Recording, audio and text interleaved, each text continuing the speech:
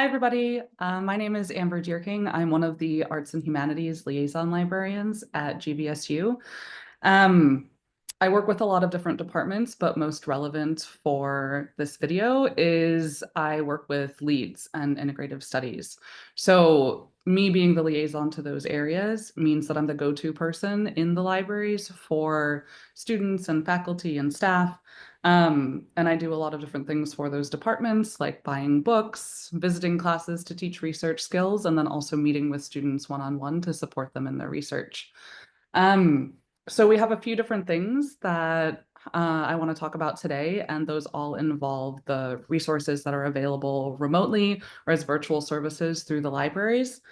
Um, so my goals for anyone who's watching this is that you are aware of those services that are available to you, and also that you feel comfortable using them when you need to. So I'm going to share my screen to walk through some of those services. So here we are on the homepage of the library's website.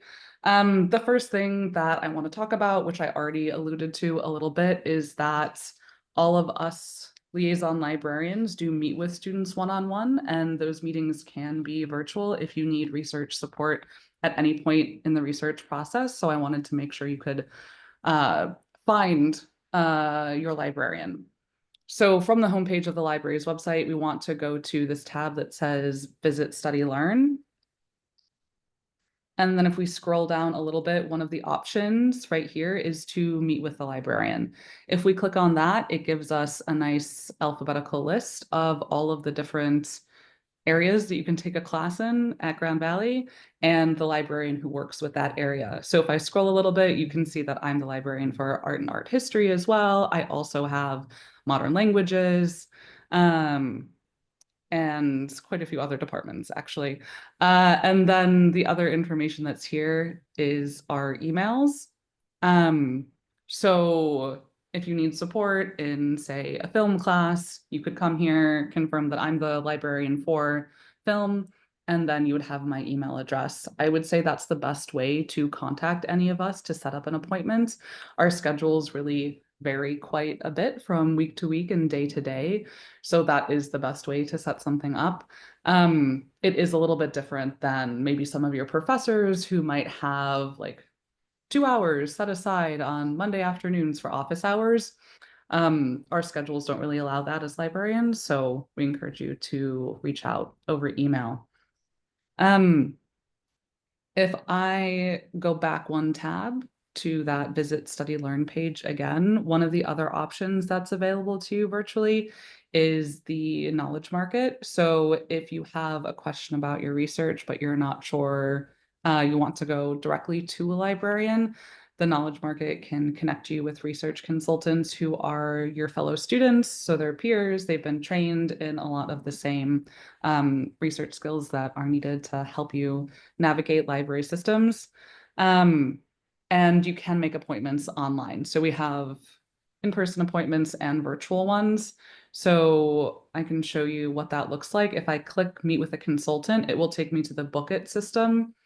And if I went to create a new appointment and say I was interested in that research consultation, although we do also have options for digital skills and speech and writing as well. But if I selected a research consultation, can put in the different information about what I need support on. And then I can also select location to be virtual. So that is how you would make sure you can meet with a research consultation virtually. I'm just going to pop back to the web page. If I click into the services as well, the hours are listed here. So you can see that the online services through the Research Center in the Knowledge Market are quite a bit more than, say, when I would be available as a librarian, right? I usually work a little bit more of a standard 9 to 5. So if there are questions in that that come into my inbox in the evening, I'm not going to see that until the next morning. Although if it's a student, I do try to reply pretty fast. But if you need support in the evenings and you want to meet with a consultant to work through your research or just bounce ideas off of somebody, get them to help you out in that process, there is an evening option available here, which is also great if you are working in addition to being in classes. Let's see. We also have, I'm going to click back again to this Visit, Study, Learn page, which again is one of the tabs from the library's homepage. If I scroll down a bit further, there is another link to further online services available through the library. And there are options here for chat, text, or email. So really a lot of different varieties, modalities, depending on what you're most comfortable with. And these hours are even later. So up until 12 a.m. today, at least. I don't know if that's every single day of the week. I could click through and see the hours if I wanted to. So hopefully, no matter when you have the time to dig into your assignment, dig into that research, we can still help you out, even if it is 11 p.m., right? Let's see. If I scroll down a little bit further here on this online library services page, there are a few more options. So we already talked about how you can find information for librarians. This is just another way to get to that same page. But another thing I want to point out are the subject and course guides. So I'm going to click through. If you were on the library's homepage, you could also get to the same location by clicking subject guides under the main search bar. And this is an alphabetical list, again, of most of the major and minor areas offered at Grand Valley. And what a subject guide is it's a place where over time, librarians have compiled all the most relevant resources for a specific disciplinary area into one location. So if you are, say, taking an art history class and you are taking it as a gen ed, but it's not an area you're familiar with, you don't know the best databases to use, you don't know where to start on your research, this is a really great tool to get you to those places.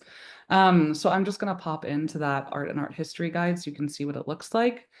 Often they're not all identical, but they do usually have different tabs along the top for different types of resources. We can see in this case, there's one for articles and databases.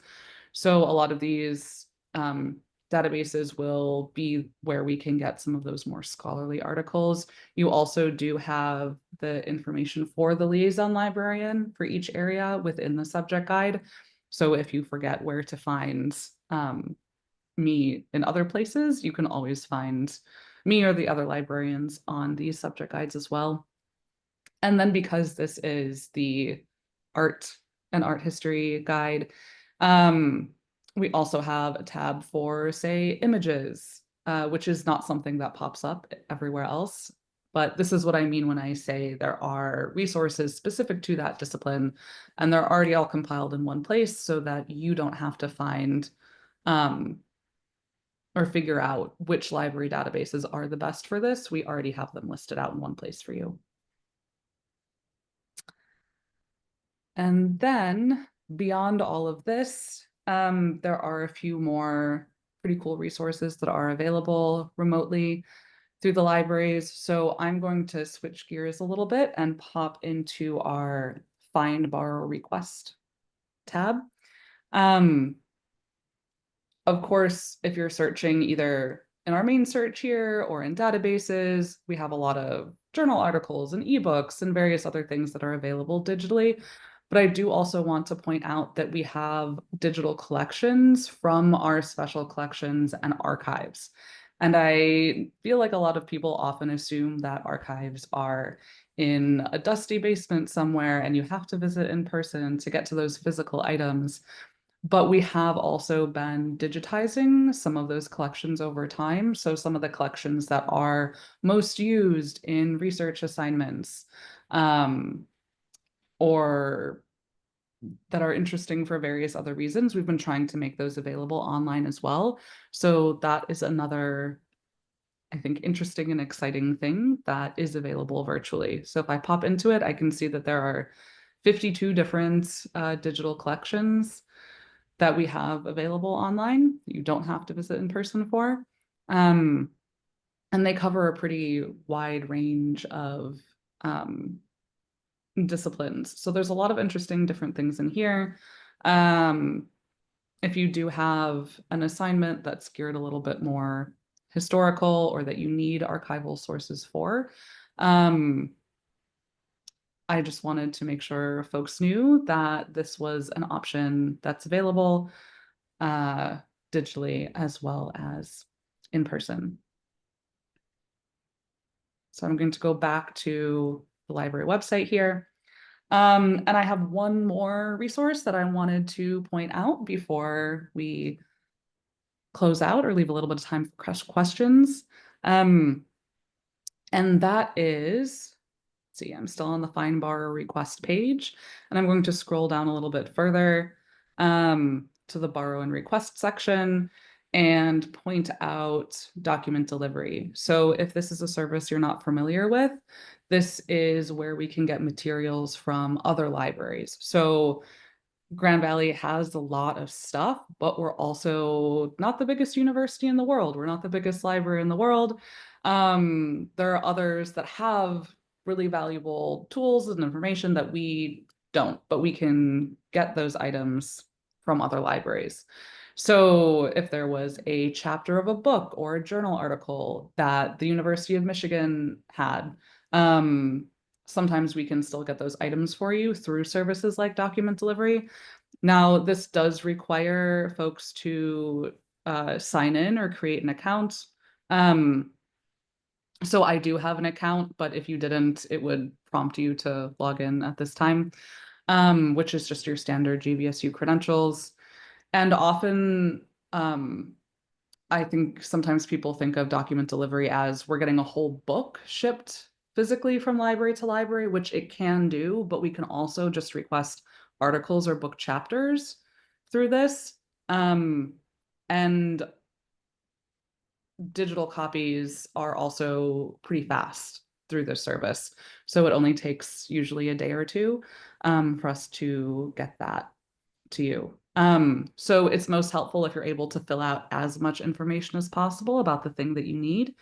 And then again, like I said, if it's an article or a book chapter, often we're able to still do that digitally and email it directly to you. This is a service that's available for all students as well as faculty. So please, if you're interested in something and you really want access to it and it's going to improve your research or it's going to be great for your personal interests, you're welcome to use this service. It's not just for professors. It's not just for graduate students. It really is an option for everybody. Okay. So I'm going to stop my screen share here. And those are the main services that I wanted to highlight. Again, I listed a bunch that I think are helpful and useful to most students, no matter what you're studying, no matter what you're interested in. But there are a lot of other things. This wasn't an exhaustive list. So please, if you have other questions or you're curious if the library can do something for you virtually, I am always a resource. Like I said, I'm the go-to person for all of these disciplinary areas. So if you have a question, you're welcome to just reach out and email and we'll see what we can do.